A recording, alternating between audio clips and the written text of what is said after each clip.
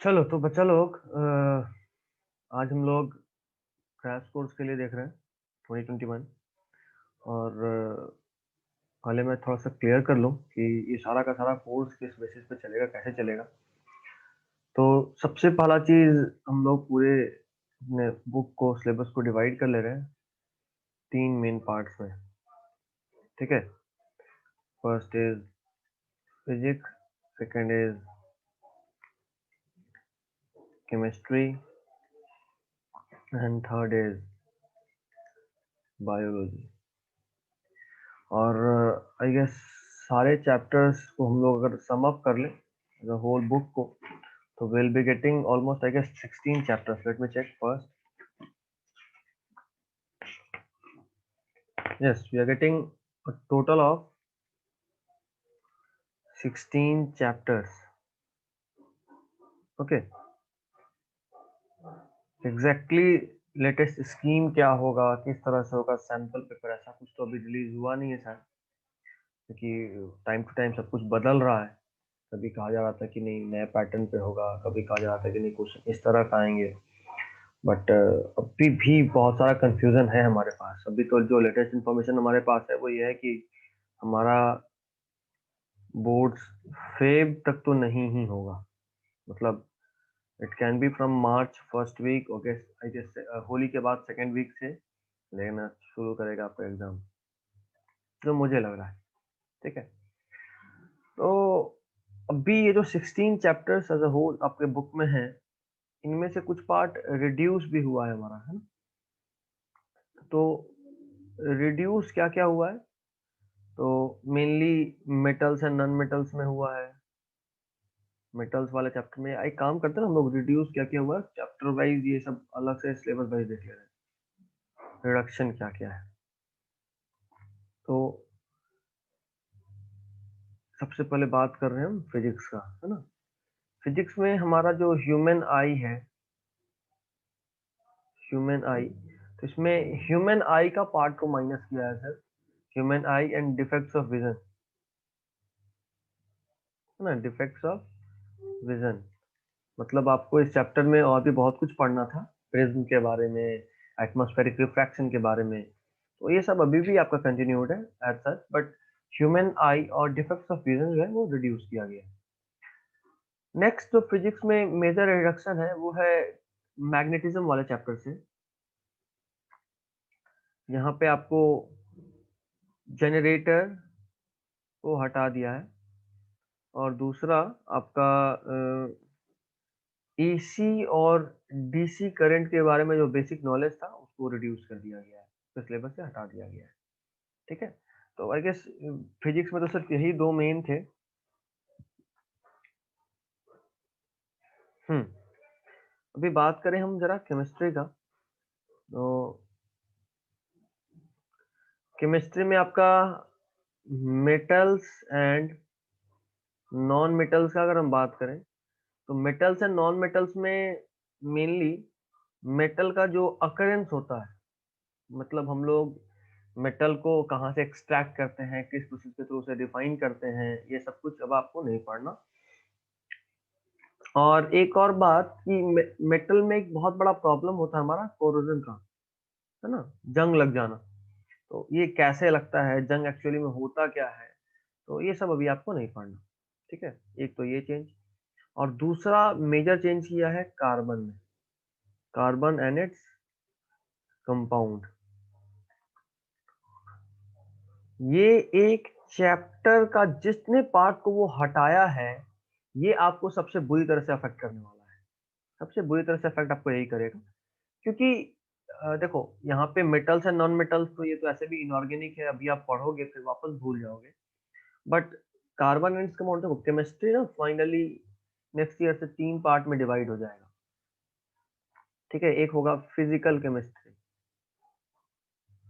Physical chemistry जहाँ पे आपको थोड़ा सा न्यूमेरिकल वाला पार्ट आएगा। ठीक है, न्यूमेरिकल वाला पार्ट आएगा जिसमें आप पढ़ेंगे जैसे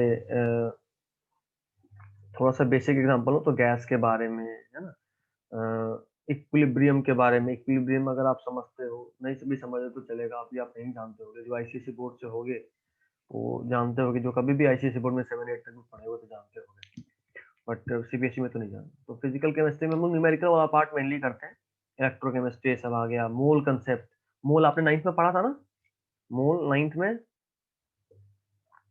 ये मोल क्लास 11th का फर्स्ट चैप्टर है। चैप्टर बन के आपके सामने ही रहेगा ये चीज, जो आपने मोल कंसेप्ट एक छोटा सा चीज पढ़ा था, मोल निकाला, नंबर ऑफ मोल्स कैसे निकालते हैं, वो एक चैप्टर बन के मिलना है।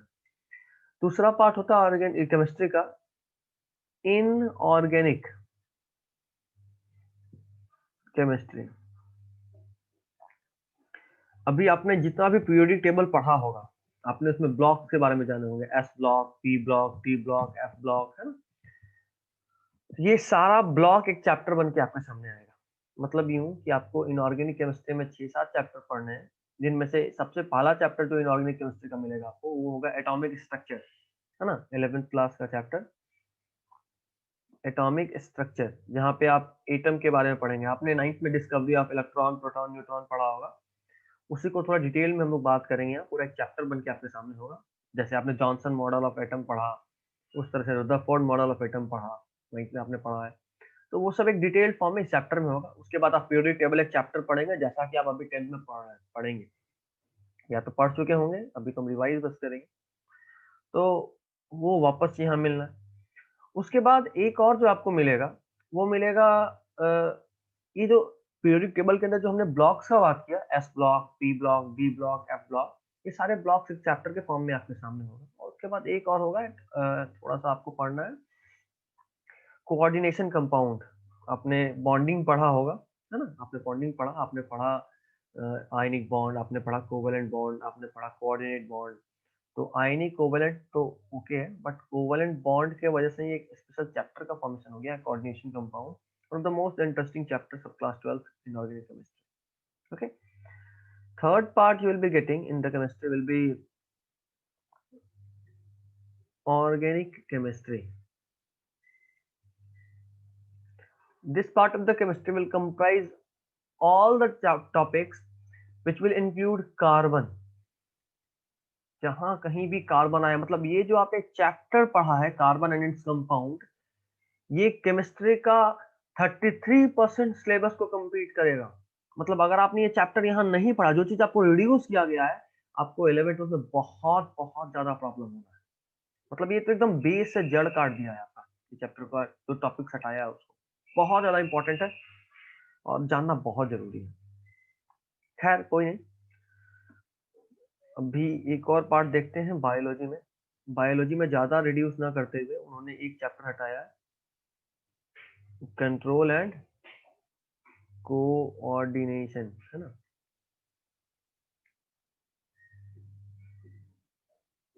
कंट्रोल एंड कोऑर्डिनेशन, ये एक चैप्टर जो है, ये chapter you will be getting as control and coordination से आपको 11th में ही इसका इफेक्ट ज्यादा नहीं होना है, ये हूबहू खुद को इफेक्ट देगा।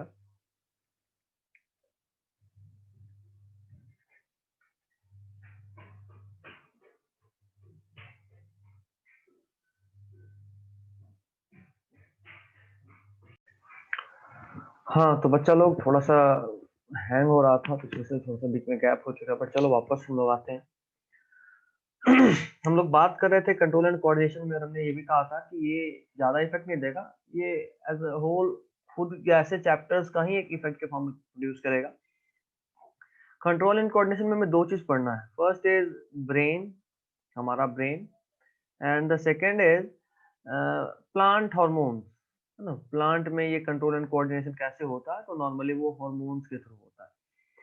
ये इसका असर ज्यादा नहीं होना है, ये दो चैप्टर के फॉर्म में अपना असर देगा, है ना? ब्रेन एक ह्यूमन में चैप्टर आएगा, ह्यूमन फिजियोलॉजी में।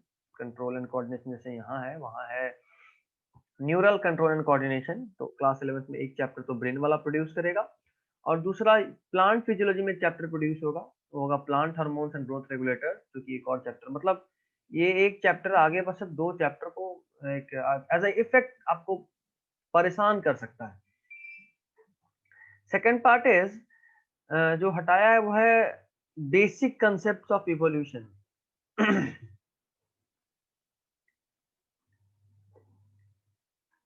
देखो बेसिक कंसेप्ट ऑफ इवोल्यूशन हटाना तो बिल्कुल आपको बुड़बक बनाने की तरह है। कहने का मतलब ये कि जब आपको एडवांस कंसेप्ट इवोल्यूशन का पढ़ना है, तो क्या आप बिना बेसिक कंसेप्ट समझे आगे बढ़ सकते हो? ये तो पॉसिबल ही नहीं है। तो भले ही एग्जाम में उस पार्ट से क्वेश्चन नहीं है, बट आपको पढ़ना और समझना तो सही ना, है ना? तो वो भी आपका एज अ होल एक सिलेबस का पार्ट रहेगा जो कि आपको समझना है। ठीक है।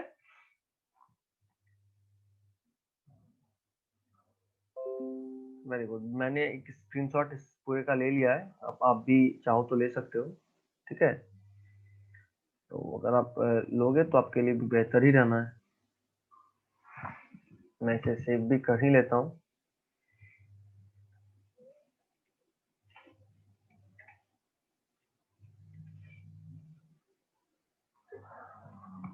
चलिए, तो अभी हम लोग इसका अगला पार्ट देखते हैं। एक पार्ट के बारे में तो हमने बात किया, है ना? एक सेकेंड। चलिए, तो हमने बात कर ली कि क्या क्या सिलेबस रिड्यूस हुआ है। अभी एक बार बेहतर होगा कि हम लोग अपने प्लान के बारे में और अच्छे से जान लें, डिटेल में जान लें। देखो बच्चा लोग, हमारा बैच जो स्टार्ट हो रहा है ये हमारा 4 जनवरी से होगा। ठीक है, और इसका ड्यूरेशन होगा ऑलमोस्ट मिड ऑफ फेब।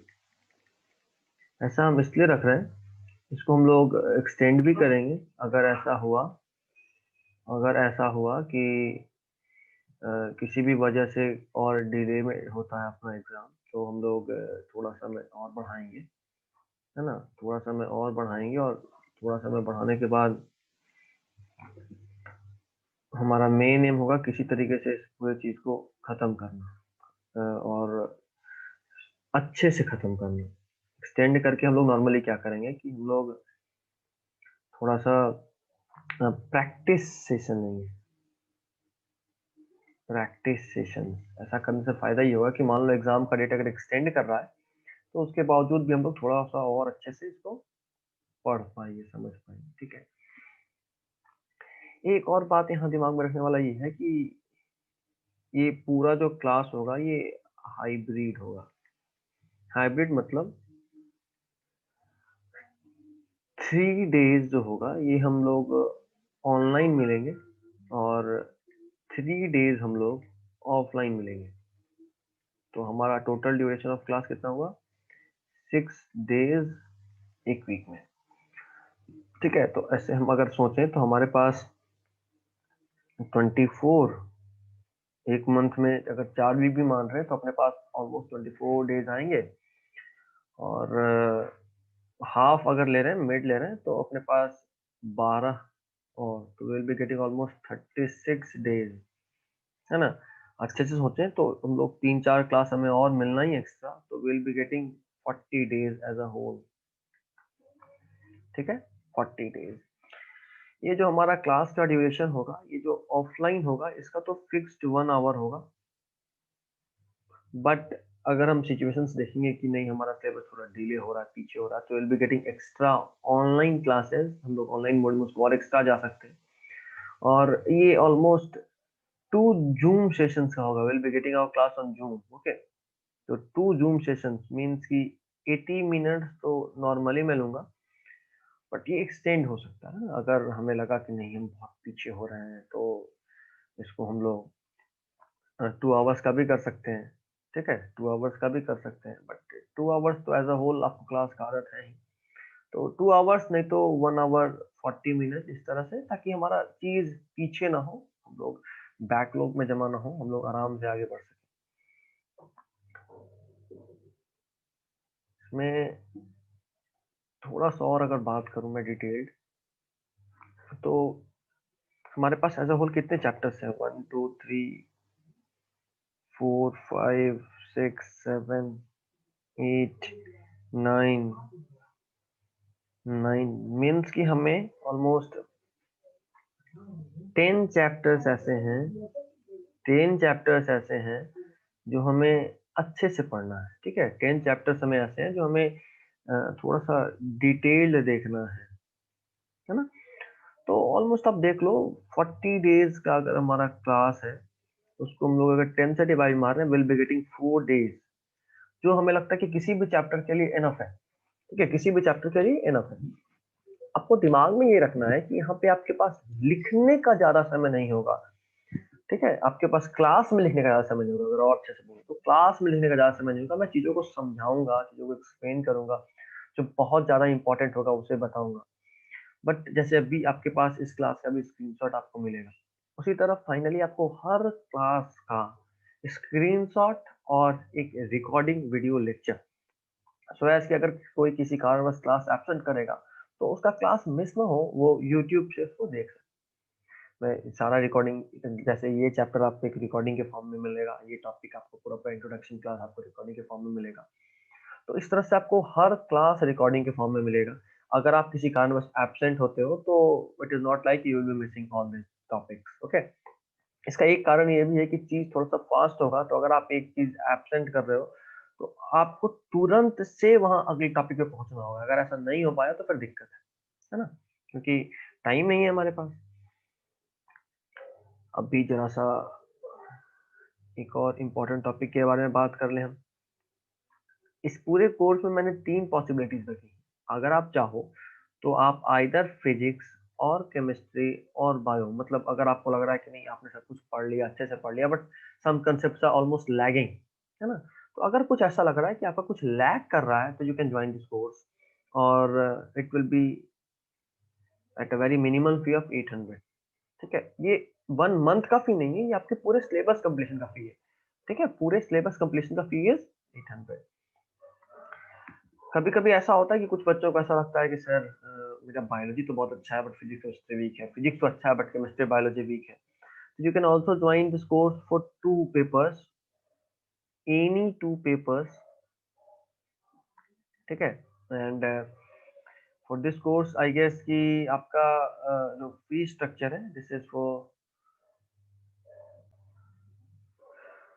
ठीक है, तो 2 पेपर्स का जो बात होगा दैट वो होगा 1400। ओके, तो 1400 में आपको इन्हीं 2 पेपर्स विल बी गेटिंग। और ये पूरा सिलेबस का बात हो रहा है, मैं स्टार्टिंग से स्टार्ट करूंगा और लास्ट में एंड करूंगा। ओके, और अगर आप एज अ होल पूरे साइंस का ही बात करोगे तो you will be getting this course for only 2000 for the whole set.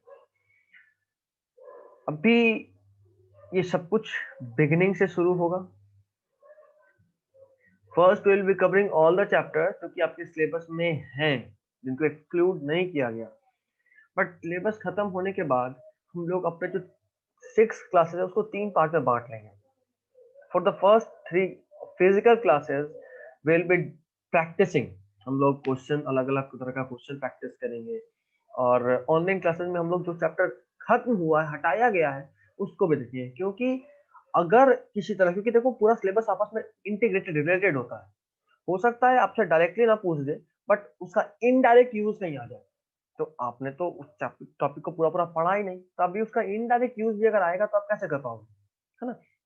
क्योंकि सिर्फ एक ही चैप्टर ऐसा है जो पूरा पूरा हटाया गया है, वो कौन सा? Control and coordination. इस चैप्टर को छोड़कर बाकी जितने भी चैप्टर आपके सिलेबस से रिड्यूस किए गए वो सब पार्ट वाइज हैं। तो अगर पार्ट वाइज है तो फर्स्ट पार्ट का लास्ट पार्ट से इंटीग्रेशन तो हो ही सकता है, फर्स्ट पार्ट का लास्ट पार्ट से कोऑर्डिनेशन तो हो ही सकता है। तो अगर आपने फर्स्ट पार्ट नहीं पढ़ा और आपको सीधा लास्ट पार्ट ही आपके सिलेबस में है और क्वेश्चन कुछ कोऑर्डिनेट करके आ गया, तब तो आप फंस जाओगे, क्योंकि क्वेश्चन सेटर भी ये बात बोल देगा कि भाई ये तो बाहर से नहीं है, आप किसी चैप्टर से इसी पार्ट से है, बट वो इंटीग्रेटेड तो है नहीं। ठीक है, ठीक है, तो हमारा मेन एम होगा कि किसी तरीके से हम लोग पहले बिगनिंग से मेन पार्ट ऑफ सिलेबस को कवर कर लें और उसके बाद फिर हम वापस लौटेंगे। और जो कुछ भी, जैसे मान लो कार्बन को हटाया गया है, जैसे आपका मेटल्स वाले चैप्टर्स में से हटाया गया है, जैसे ह्यूमन आई में से हटाया गया है। ठीक है, फिर इवोल्यूशन तो मैं बताऊंगा ही बताऊंगा, वो तो स्टार्टिंग में ही बताऊंगा, उसको लास्ट के लिए नहीं छोड़ूंगा। फिर अभी बताया ना, बेसिक कंसेप्ट हटाया, एडवांस कंसेप्ट तो है ही, तो बिना बेसिक समझे एडवांस तो समझ सकते नहीं है, तो हमें तो ऐसे भी समझना है बेसिक भी। तो वैसे चलो लिख देता हूँ, बेसिक इवोल्यूशन, इतने कंसेप्ट तो हमें देखने ही हैं। ठीक है, तो चलिए अभी अपना कुछ टॉपिक्स आज देखते हैं, पार्ट आज देखते हैं थोड़ा सा। ये हमारा मेन जो आप यूँ कह सकते हो कि basic evolution, carbon, metals and non metals, human आई, ये सब जो है वो ज़्यादा इम्पोर्टेंट पार्ट तो नहीं है, बट हाँ, it plays a very important role also. अच्छा हाँ, मैग्नेटिज्म में AC generator, generator AC and DC है ना, एसी एंड डीसी और जनरेटर, ये भी इंपॉर्टेंट कंसेप्ट है। तो चलो एक चीज और देख ही लेते हैं हम लोग। ये थोड़ा सा, ये 4 तो हुआ ही, एक और पार्ट को ऐड कर ले रहे हैं हम लोग, generators and AC and DC current. तो ये हमें ध्यान में रखना है, इतना सारा पार्ट से हमें हमेशा ही तैयार रहना है कि कुछ भी पूछ सकता है भाई। आपको भले ही बोल दिया कि वो आपके सिलेबस के बाहर का है, बट वो इंटीग्रेट करके तो पूछ सकता है, डायरेक्ट क्वेश्चन नहीं करेगा उस पार्ट से, बट इंटीग्रेट तो कर ही सकता है। तो ये सब हमारा जो बोलते हैं ना, ये वीक पॉइंट होगा। कभी भी कोई भी आपको इस टॉपिक में फंसा सकता है, कभी भी कोई भी। एकदम एकदम से कुछ कुछ टॉपिक जैसे मेटल्स एंड नॉन मेटल्स है ना, एक्सट्रैक्शन ऑफ मेटल्स और कोरिजन। तो इस एक्सट्रैक्शन ऑफ मेटल्स जो है ये तो सेफ है हुआ, बट कोरिजन के बारे में अगर जहां तक हम लोग बात कर रहे हैं, तो कोरिजन में एक चीज है, आपको शायद फर्स्ट चैप्टर में जहां आप पढ़ेंगे, जहां रिडक्शन ऑक्सीडेशन वाला बात है, वहां पे शायद थोड़ा सा दिया हुआ है। रुको मैं एक बार चेक कर लेता हूँ। सिर्फ नाम दे दिया है तो वहां से रिलेट करके पूछ देगा और आप फंस जाओगे। हाँ, रैंसिडिटी और कोरोजन है, बिल्कुल है। रैंसिडिटी और कोरोजन बिल्कुल है। तो अभी जरा बताओ, आप अगर वहां से आपसे कोई बोल दिया कि नहीं मैं तो वहां से मेटल से नॉन मेटल से कोरोजन नहीं पूछा, मैं तो यहाँ से पूछ दिया, तो आप तो फंस गए। है दो जगह पे, आप फंस गए पूरी तरीके से। उसी तरह जनरेटर, तो जनरेटर में तो सेफ हो, एसी डीसी में भी सेफ हो, बट सीरीज और पैरेलल कॉम्बिनेशन में क्योंकि वो आपको पढ़ना है। और एक क्वेश्चन सीधा सीधा सा हाउस होल्ड एप्लीकेशन से आ जाता है कि क्यों इसको पैरेलल में लगाते हैं, घर का वायरिंग पैरेलल में क्यों होता है, या सीरीज बल्ब में एक बल्ब खराब हो जाए तो पूरा पूरा लाइट क्यों ऑफ हो जाता है। इस तरह का कोई कोई क्वेश्चन सब। तो हमको उसके लिए मेंटली थोड़ा प्रिपेयर्ड रहना है, बट हाँ, बाद में पहले तो जो एकदम कंफर्म है आना, उसको कंफर्म क्लियर कट खत्म करेंगे, हटाएंगे। और उसके बाद हम लोग उस टॉपिक पे चलेंगे जहाँ पे की चांसेस ज्यादा है कि हाँ क्वेश्चन पूछ सकता है। ओके, तो चलो इसका भी मैं एक स्क्रीनशॉट ले ही लूँ। Yes, here we go. चलिए, तो ये भी हो गया, शेप में बाद में कर लूंगा। अभी आप लोगों का काम शुरू हो रहा है, कोर्स तो मैं भी शुरू कर ले रहा हूँ, but yes, please please and please, आपके फ्रेंड सर्किल में जितने भी लोगों को इस तरह के कोर्स का जरूरत है या आपको भी जरूरत है, तो आप लोग you can contact me on my number. My number is,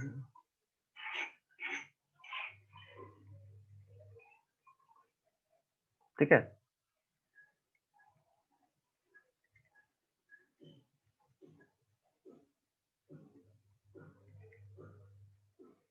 ठीक है, and I will be teaching you physics plus chemistry plus biology my self. मैं खुद ही तीनों टॉपिक पढ़ाऊंगा,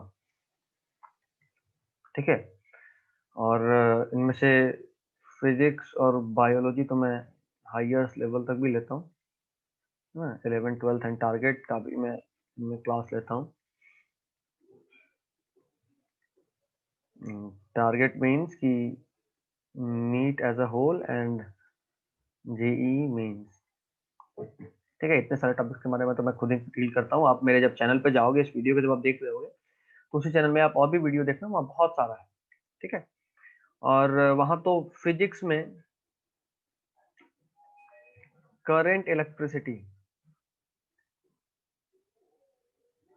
करंट इलेक्ट्रिसिटी का तो आई गेस कि ऑलमोस्ट 2 लेक्चर्स पहले से अवेलेबल है, ठीक है। तो आप वहां से देखिएगा, आई गेस 30 मिनट या 20 मिनट का ऐसा कुछ छोटा छोटा सा लेक्चर है। मैं ज्यादा बड़ा लेक्चर नहीं करूंगा।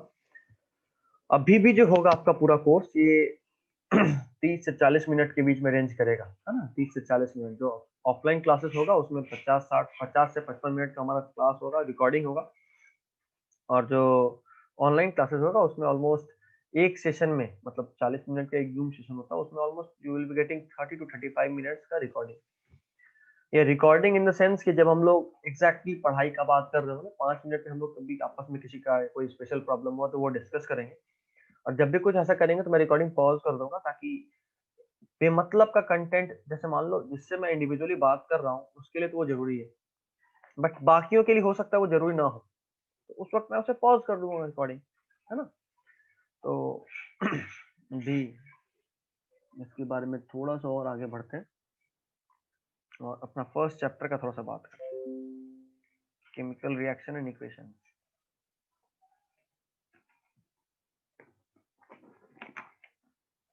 चलिए, अभी अपन ज्यादा टाइम वेस्ट ना करते हुए सीधा सीधा सा टॉपिक पे आते हैं। ये मैं एज अ डेमो आपको प्रोवाइड कर रहा हूँ लेक्चर, ठीक है। Chemical reactions and equations. Minded आप क्लास में जब होंगे तो आप सिर्फ सुनेंगे, समझेंगे, लिखेंगे नहीं, क्योंकि मैं बार बार वापस से बोल रहा हूँ कि लिखना हमारा अभी का काम नहीं है। It is not a part of our classroom study, ठीक है। क्योंकि खासकर हमारा जो कोर्स है, हमें 40 डेज में एज अ होल अपना सिलेबस कंप्लीट करना है, और टाइम जो भी हो हमारे पास, बट उसका मैक्सिमम यूज हम तभी कर सकते हैं जब टाइम और काम के हिसाब से सोच के चले। पहले से हमारा माइंडसेट तैयार होना चाहिए कि हमें सिर्फ समझना है। हम एक बार रीड किए हुए होंगे, और अगर रीड नहीं भी किए होंगे तो क्लास में लिखने का कोशिश तो नहीं करेंगे, नोट्स नहीं बनाएंगे। ये नहीं कि टाइम बचाने के लिए क्लास में लिख रहे हैं, आप फिर समझ भी नहीं पाओगे, ठीक है। क्योंकि इस बार लगभग लोग ऑलमोस्ट 80% आप मान लो ऐसे हैं जिनका प्रिपरेशन सही नहीं है, ऑलमोस्ट 80%, ठीक है ना। तो उस 80% में आप ना हो, आप सिर्फ उस टॉप के 20% में चले जाओ। टॉप के 20% स्टूडेंट में जैसे ही जाओगे आपका परसेंटेज 70 से तो ऊपर ही होना है, ठीक है। अगर आप कुछ पढ़े हुए हो तो आपका परसेंटेज 80 से ऊपर चला जाएगा। और अगर आप इस कोर्स को करोगे, अगर आप इस कोर्स को ले रहे हो, तो मैं ज्यादा तो नहीं बोलूंगा, लेकिन हाँ, आप एक्चुअली में जितना ला सकते होते, आप एक्चुअली में जितना ला सकते होते, अगर मान लो आप 80% से एबव वाले बच्चे हो, तो इस कोर्स मतलब इस 40 दिन में मैं 5 से 10% तक आपका परसेंटेज इंक्रीज करा सकता हूँ। मतलब अगर आप 80% वाले हो तो मैं उसको हाईएस्ट एज अ होल 90 पे ले जा सकता हूँ। अगर आप 70% वाले हो तो ऑलमोस्ट 15 से 20% तक का आपका इंक्रीज होगा। आप पहले से कितना हो उससे डिपेंड करता है। और अगर आप 90% वाले हो तो 3 से 4% का इंक्रीमेंट होगा। 3 4, अधिक 95 तो मैं एक्सपेक्ट नहीं करता इतने शॉर्ट टाइम में, बट हाँ 90% अगर आप पहले से रेडी हो, 3 से 4% मैं आपका कर सकता हूँ। और हमारा जो भी सिलेबस का न्यूज होगा वो ऑलमोस्ट 15 डेज पहले तो एग्जाम से खत्म होगा, है ना। 15 डेज एग्जाम से पहले हम लोग अपना सिलेबस को एंड करेंगे, और उसके बाद क्लास ऑन डिमांड होगा। क्लास ऑन डिमांड मीन्स कि जिसको जो प्रॉब्लम हुआ आप मुझे मेरे व्हाट्सएप पे मैसेज कर लोगे, मैं जब भी फ्री होऊंगा तो रिप्लाई दे लूंगा, ठीक है। और 3 4 दिन के बाद, 15 डेज, लास्ट के 15 डेज की मैं बात कर रहा हूँ, 3 या दिन के बाद या 4 दिन के बाद हम लोग एक क्लास लगाएंगे 1 hour का, 4 दिन का। जो भी डाउट्स होगा हम लोग इंडिविजुअली उसको क्लियर करेंगे, ठीक है। छोटा छोटा डाउट रहा तो व्हाट्सएप में ही बता लूंगा, अगर कुछ समझाने वाला डाउट रहा तो मैं व्हाट्सएप पे आपको बोल लूंगा कि ये हम लोग डाउट क्लास में देखेंगे, वो स्पेशल डाउट क्लास लगेगा लास्ट टाइम पे, ठीक है। और वो लाइव ही होगा, कि मैं नहीं चाहता कि आने जाने का टाइम में वेस्ट हो।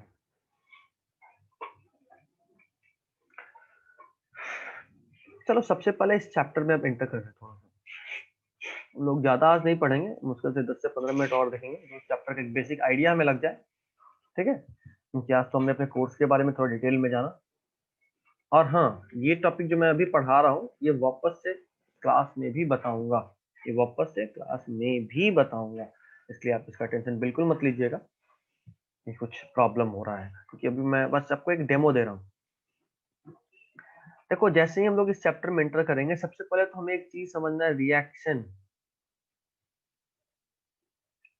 ये तो एक इंग्लिश वर्ड है, अब बोलो, ये केमिस्ट्री या साइंस का कोई लैंग्वेज ही नहीं है, तो इंग्लिश वर्ड है। और अच्छा, ये जो चैप्टर है वो केमिस्ट्री का चैप्टर है। ये चैप्टर किसका है? केमिस्ट्री का। तो रिएक्शन एक इंग्लिश का लैंग्वेज है, इंग्लिश का वर्ड है, जिसका सिंपल मतलब होता है कि कोई दो चीज का आपस में इंटरैक्ट करना, ठीक है। रिएक्ट मीन्स टू इंटरैक्ट, आपस में इंटरैक्ट करना। अब भी उस इंटरैक्शन से कुछ नया बन सकता है ना, कुछ इंटरैक्शन से कुछ नया बनता है। टू फॉर्म समथिंग न्यू, कुछ नया बनता है। अब भी ये जो कुछ नया बना है, ये नया दो तरीके का हो सकता है। ये जो कुछ भी नया बना है ये दो तरीके का हो सकता है।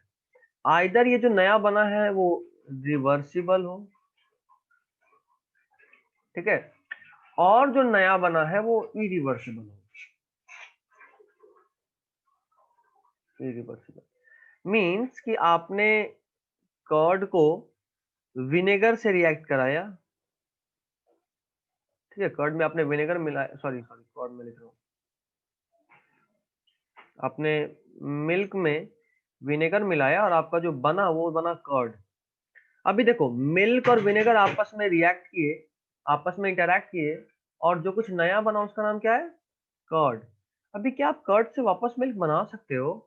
नहीं बना सकते। मींस कि अभी आपने जो चेंज कराया है वो कैसा कराया है, इरिवर्सिबल। कैसा कराया है, इरिवर्सिबल, ठीक है। उसी तरह आपके पास एक रबर था, रबर बैंड, आपने उस रबर बैंड को स्ट्रेच किया। क्या किया, स्ट्रेच।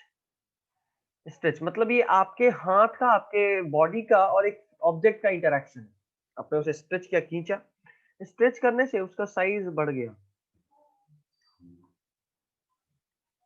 अभी मैं वापस से पूछता हूँ, क्या ये चेंज एक रिवर्सिबल चेंज है या इरिवर्सिबल चेंज है? आप सीधा सीधा से बोलोगे सर आप ये जो कर रहे हो ये इरिवर्सिबल नहीं रिवर्सिबल है, क्योंकि जैसे ही आप छोड़ोगे वो वापस से अपने ओरिजिनल पोजीशन में आ जाएगा। तो this is a kind of reversible change, ठीक है। अच्छा, ये तो आपको बड़ा सिंपल सा लग रहा है कि आपने कुछ किया। आप इसको और भी सोच सकते हो कि melting of ice, melting of ice. अभी आप खुद सोच लो ना, आपके पास एक आइस था, आइस बॉल था, आपने उसे बाहर छोड़ दिया, धूप में छोड़ दिया, जाहिर सी बात है वो मेल्ट होकर वाटर में कन्वर्ट हो जाएगा। आपने उस वाटर को उठाया, वापस से किसी फ्रिज के कंटेनर में आपने डाल दिया, कूलिंग वाले में, आइस बॉक्स में। जैसे ही आपने आइस बॉक्स में डाला, वापस से वो आइस में कन्वर्ट हो गया। तो this change is physical change. ये चेंज कैसा है, फिजिकल चेंज। अभी देखो ये रिवर्सिबल और इरिवर्सिबल पे जैसे हम लोग बात कर रहे हैं, इस पे बात करने में ना ये दो तरह से हमने इसे वापस और डिवाइड किया है।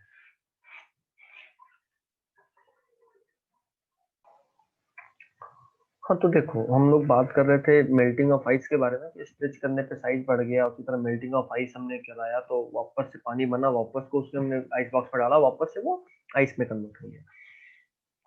अभी ये जो हम लोग बात करते हैं बहुत बेसिक लेवल का केमिस्ट्री है, बट अब हम लोग जो बोलने वाले हैं ये थोड़ा हमारे काम का लेवल है। रिएक्शन को हमने दो तरीके का, एक को हमने कहा केमिकल रिएक्शन और दूसरे को हमने कहा physical reaction.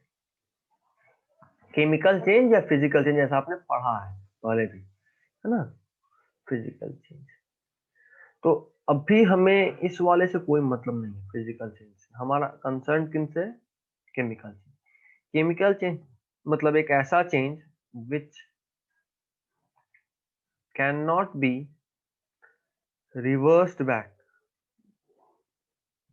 Which can not be reversed back, जिसको वापस से पुराने वाले की तरह नहीं बना सकते, which can not be reversed back into its reactant, है ना, इनटू इट्स रिएक्टेंट। अब भी यहाँ पे एक बड़ा अजीब बात है, रिएक्टेंट क्या और प्रोडक्ट क्या, तो जरा देख लो, जरा सा देख लो।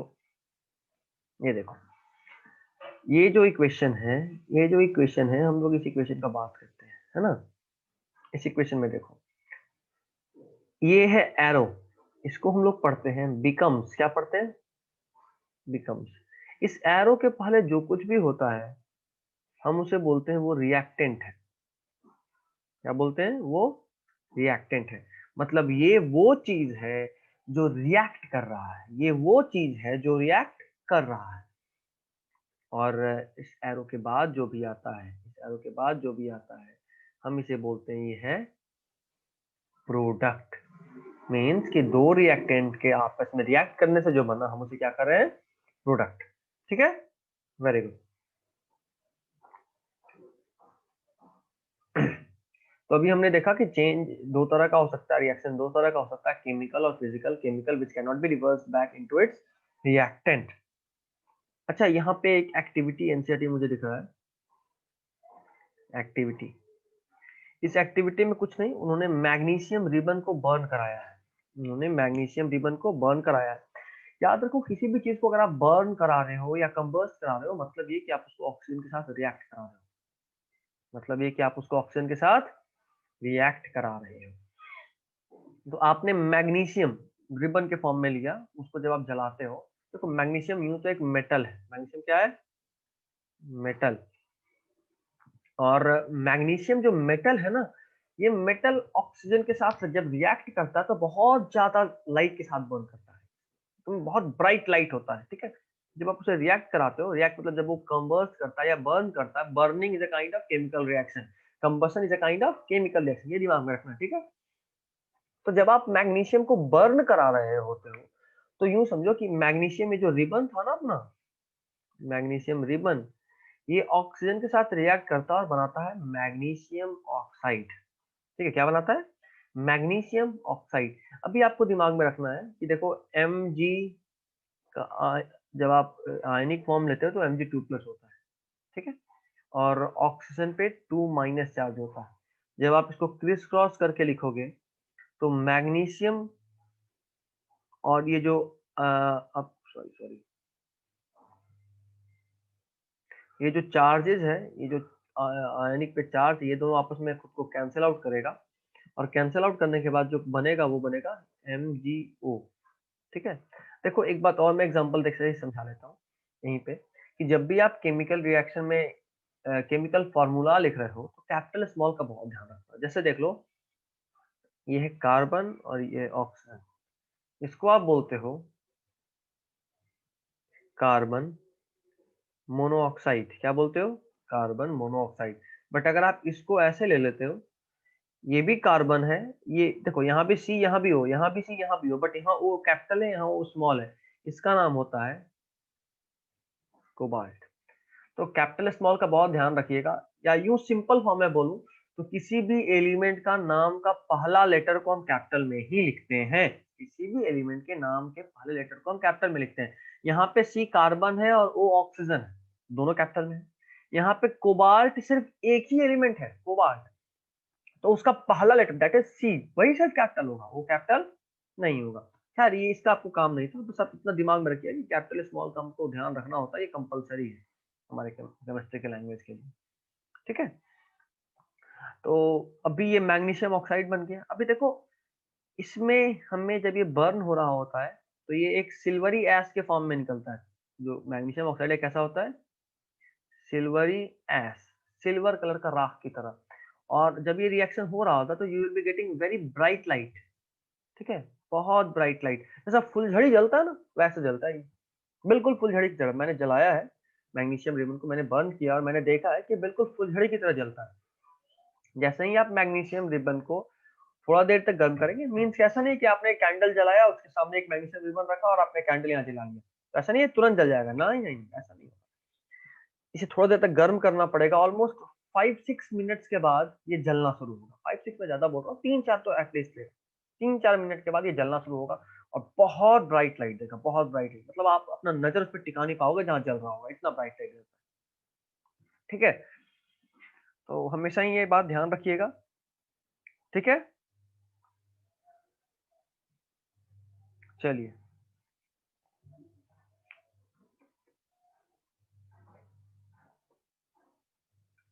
देखो एनसीईआरटी लिखा है, it burns with a dazzling white flame, mind it, इसको इंपॉर्टेंट है, दिमाग में रखिएगा,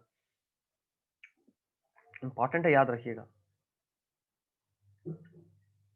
burns with DAZZ,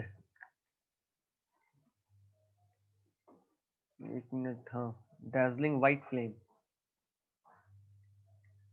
डैzzling white flame, ठीक है, व्हाइट फ्लेम के साथ ये जलता है, एक बात। और दूसरा बात, ये जो मैंने सिल्वरी एस लिखा है, सिल्वर कलर का राख, उसको एनसीईआरटी लिख रहा है व्हाइट पाउडर, क्या लिख रहा है, व्हाइट पाउडर, तो अगर आप दिमाग में थोड़ा सा समझना चाहो तो आप समझ सकते हो, सिल्वर कलर और व्हाइट कलर में डिफरेंस ज्यादा नहीं होता है ना। राख कैसा दिखता है आपको, ग्रे इस टाइप का, तो ये एक्चुअली में वैसा ही होता है, बट थोड़ा ज्यादा शाइन करता है, इसलिए मैंने सिल्वर ही ऐसे।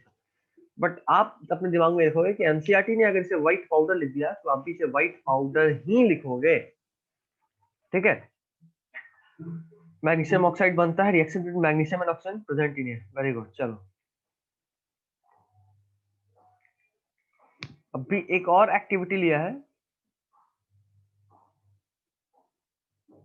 जिंक ग्रैन्यूल्स को हाइड्रोक्लोरिक एसिड के साथ रिएक्ट कराया है ना इसने, और सल्फ्यूरिक एसिड, अच्छा हाइड्रोक्लोरिक या सल्फ्यूरिक एसिड के साथ। और पूछ रहा है do you observe anything happening around the zinc granules, touch the conical flask with और test tube, is there any change in the temperature. Okay चलो देखो, देखो मैं बता रहा हूँ एनसीईआरटी पेज नंबर 2 पे एक्टिविटी 1.3 जो दिया हुआ है उसे ओपन कर लो, वीडियो को पॉज करो और ओपन कर लो, पेज नंबर 2 एक्टिविटी 1.3। ओके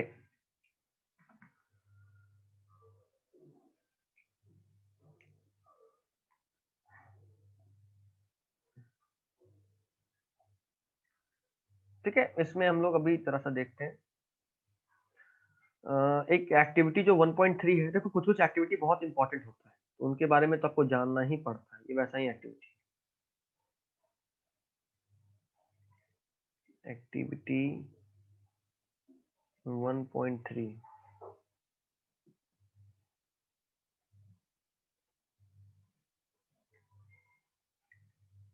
चलो, तो इस एक्टिविटी 1.3 में नॉर्मली क्या बोल रहा है कि जिंक ग्रैन्यूल्स लीजिए, आप जिंक लीजिए और उसको या तो HCl या H2SO4, हम लोग H2SO4 लेते हैं, ठीक है, HCl या H2SO4 के साथ रिएक्ट कराइए। और पूछ रहा है कि जब आप इस रिएक्शन को कराएंगे तो आप जिंक के आसपास क्या देखेंगे, क्या बनता हुआ देखेंगे। और दूसरा पूछ रहा है कि जिस कोनिकल ट्यूब में, जैसे मान लो आपने एक कोनिकल फ्लास्क उठाया ऐसा, ठीक है, आपने इसका माउथ एक कॉर्क से बंद कर दिया है और यहाँ पे आपने मान लो पहले से H2SO4 रखा हुआ था, ठीक है, क्या रखा था आपने H2SO4, और उसमें आपने बड़ी चालाकी से कुछ जिंक का पार्टिकल डाल दिया, जिंक ग्रैन्यूल, ठीक है, ये सब क्या है आपका जिंक ग्रैन्यूल। तो पूछ रहा है कि इसमें जिंक ग्रैन्यूल्स के आसपास आपको क्या दिखेगा, है ना। और दूसरा कि आप इस फ्लास्क को छूइए, ये है फ्लास्क, कि आपको कुछ टेम्परेचर चेंज भी मिल रहा है देखने को, ठीक। आप जरा सा फिगर 1.2 भी देखते चलना साथ में, फिगर 1.2 पेज नंबर 2 पे ही। देखो मैं आपको एक चीज और यहाँ दिखाता हूँ, कितना इंपॉर्टेंट है यहाँ पे एक चीज। अगर आप उस डायग्राम को देख रहे होगे तो आप यहाँ पे ये भी नोटिस कर रहे होगे कि यहाँ पे एक पाइप निकाला हुआ है ऐसा,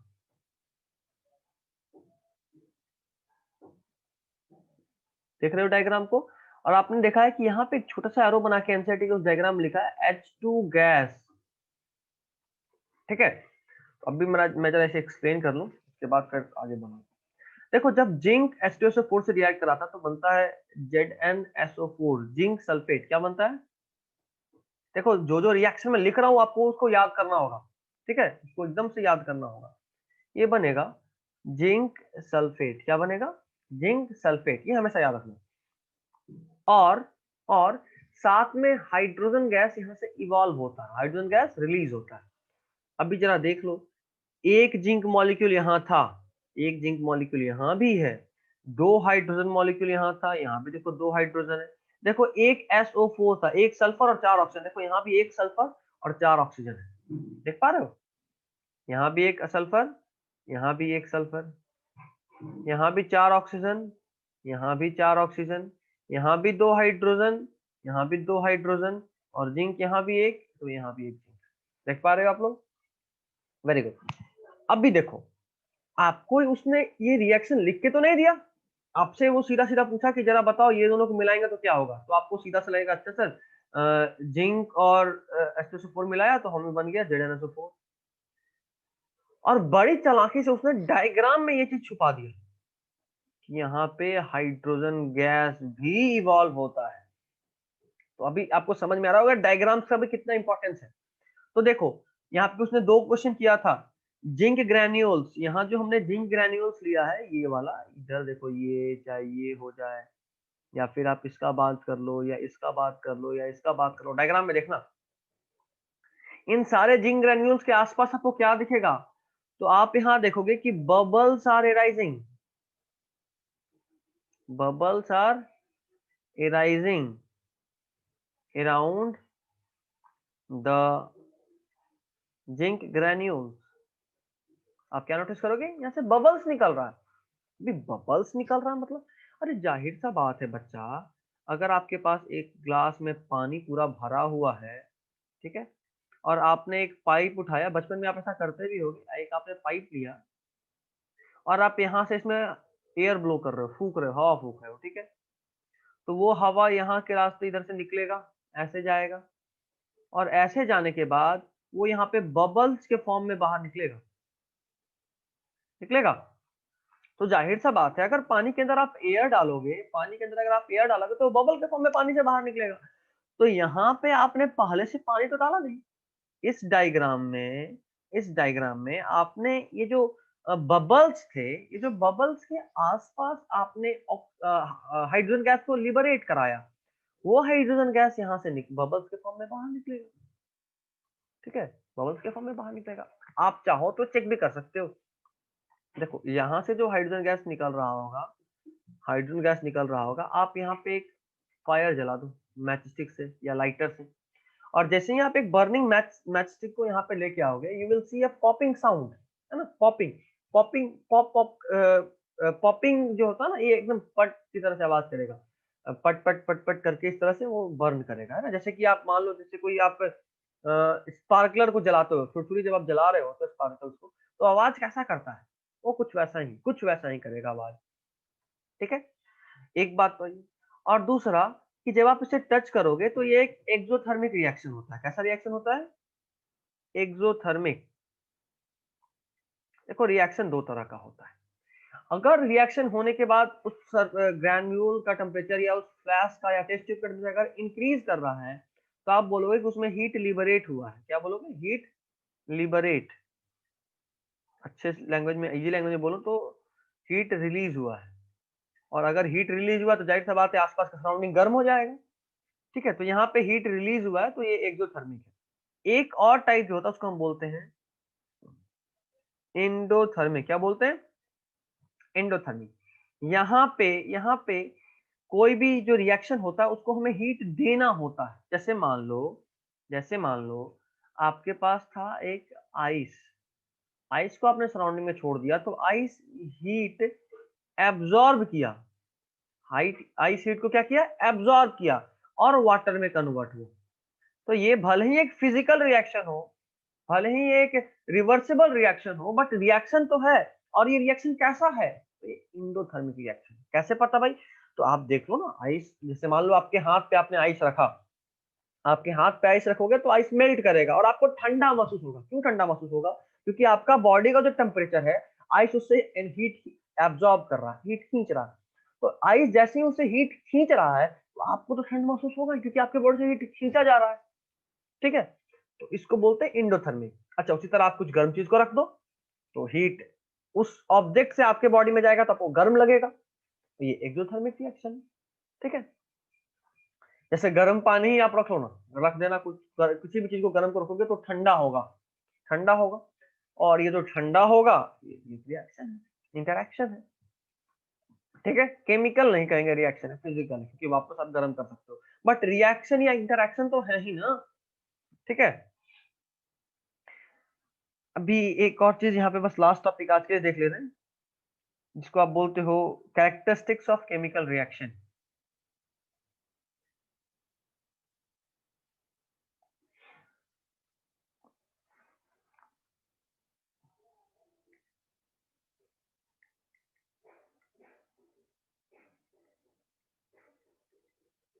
कैरेक्टरिस्टिक्स ऑफ केमिकल रिएक्शन।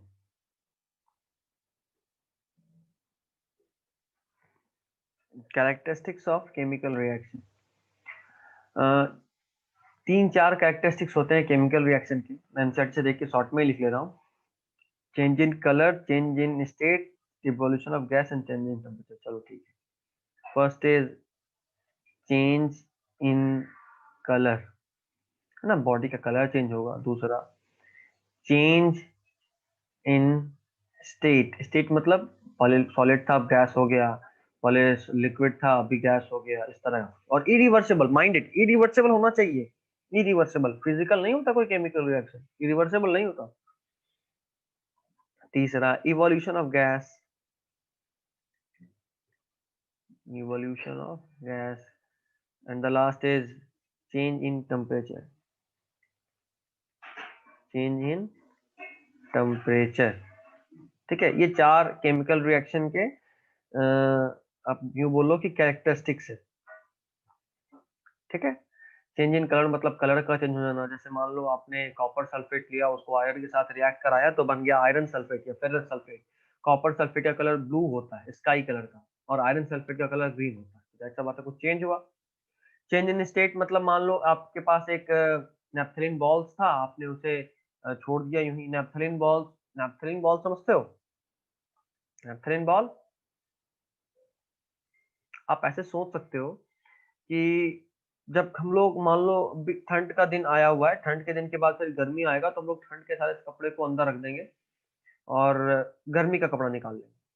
तो जब हम वो रख रहे होते हैं तो हम लोग एक गोली वहां रखते हैं, टैबलेट टाइप का स्फेरिकल बॉल्स, जिसको हम बोलते हैं फिनाइल का गोली हिंदी में। ठीक है, phenyl.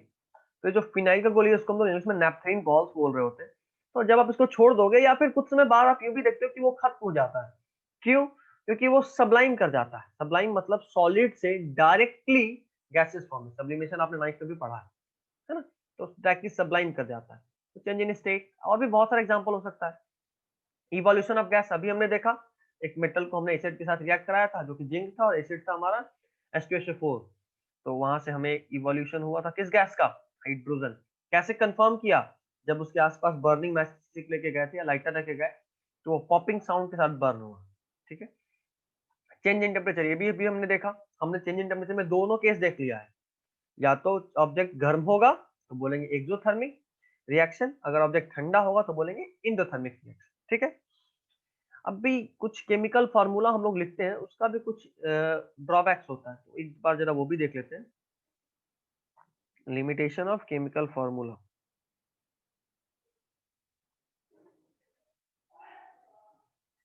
Limitation of chemical formula, तीन चार लाइन और है, बस देख लो। फर्स्ट इज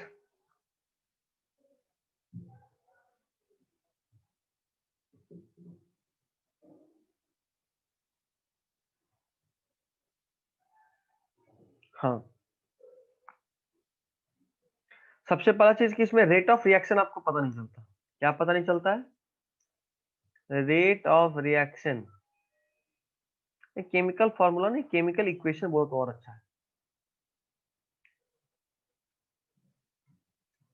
वैसे हम लोग केमिकल इक्वेशन तो अगले क्लास में देखते हैं, बट चलो लिमिटेशन ज्यादा पूछता है तो पहले मैंने पहले मार्क करके रखा है उससे, तो पहले ही बता लेता हूँ। रेट ऑफ रिएक्शन, इसे ये मैं रिएक्शन लिखा हूँ। ठीक है, रिएक्शन। ठीक है, रेट ऑफ रिएक्शन में पता नहीं चलता। दूसरा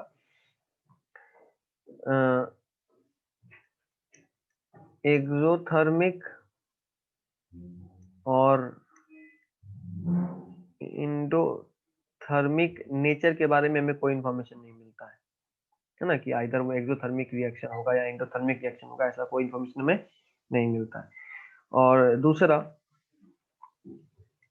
अमाउंट ऑफ रिएक्टेंट कितना होगा हमें ये पता नहीं चलता, है ना, कि हमने रिएक्टेंट में कितना अमाउंट ले तो क्या बनेगा, नहीं। ठीक है, तो दैट्स ऑल फॉर टुडे। हम लोग एक आध लेक्चर और मिलेंगे, ठीक है ना। तो आज के लिए सिर्फ इतना ही, बट फाइनली एक बार लास्ट में भी मैं बैच के स्टार्टिंग होने का टाइम बता लूँ। ये जनवरी में शुरू होगा, 4th ऑफ जनवरी से। ठीक है, और द डे इज मंडे। ये मेरे सेंटर पे होगा, दैट इज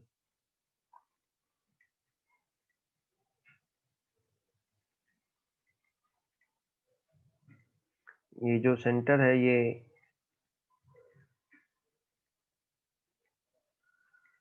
खोजा इमली मज़ार के पास है।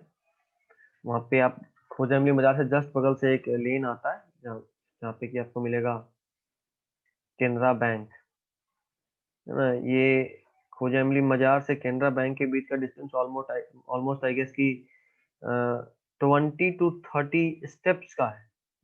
20 से 25 कदम आप चलोगे तो आपको ये बैंक मिल जाएगा।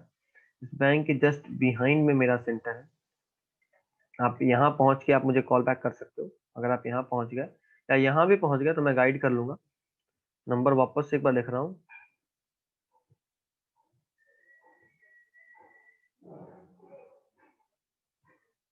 ठीक है ना।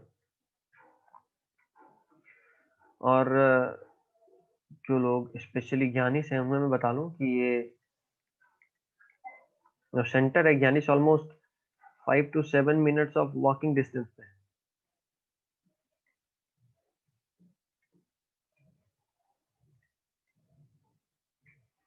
ठीक है ना। तो जो लोग मान लो फुलवारी साइड से आ रहे हो उस तरफ, तो आप इतना ऐसे समझ सकते हो कि जितना दूर ब्लॉक का जो ऑफिस है, फुलवारी ब्लॉक है, वहां से जितना दूर आपका सेंटर है ना, ज्ञानी ओरिजिन क्लासेस, ज्ञानी से उतना ही दूर मेरा सेंटर है।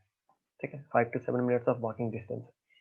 और मैंने टाइमिंग भी ऐसा रखा है कि अगर किसी बच्चे को किसी स्पेशल सब्जेक्ट में दिक्कत हो, तो मैंने स्पेशल सब्जेक्ट में क्लास तो रखा ही है, तो टाइमिंग भी ऐसा रखा है कि आप अपना क्लास भी साथ में कर सकते हैं। 3:52, ओहो सॉरी 2:52, मैं वापस से ही लिख देता हूँ,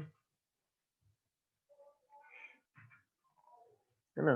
दिस इज 2:50 PM से लेकर 3:50 PM तक।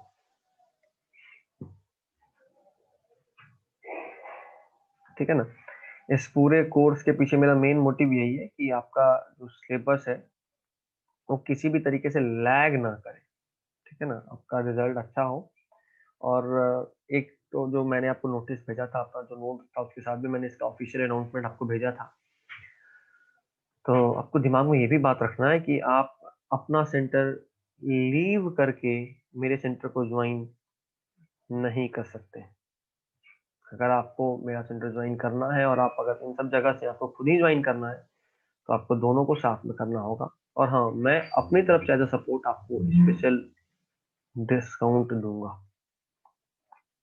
ओके ना। जो फी है उसमें से मैं कुछ रिडक्शन आपको करके दूंगा, बट ये ऐसे ही नहीं होगा। आपको क्लास भी साथ में कंटिन्यू करना होगा। अगर आप उसको छोड़कर मेरे पास आओगे तो I will not allow you. ठीक है ना। और टाइम मैंने ऐसा ही रखा है ताकि आप दोनों क्लास को साथ में कर पाओ। ओके ओके, चलिए आज के लिए सिर्फ इतना ही। अगली बार जब भी मिलेंगे तो हम लोग डिटेल में इसके बारे में जानेंगे। और एक बात और ये भी दिमाग में रखेंगे कि आपका पूरा सपोर्ट हो, मेरा पूरा सपोर्ट हो, तो हम लोग इस बैच को शुरू भी करेंगे, खत्म भी करेंगे, अच्छे से करेंगे। और ऊपर वाला अगर चाहा तो आपका सिलेबस में आपका जितना पकड़ होगा उसको और मजबूती बनाएंगे। ओके ना। आप लोग अपने फ्रेंड सर्किल में जो भी इनको आपको लगता है कि किसी को इस कोर्स का जरूरत है, इस तरह का कोर्स कोई चाह रहा था, तो प्लीज प्रेफर कीजिएगा, सजेस्ट कीजिएगा। और आप भी इनवाइटेड है अगर आपको प्रॉब्लम है। ओके।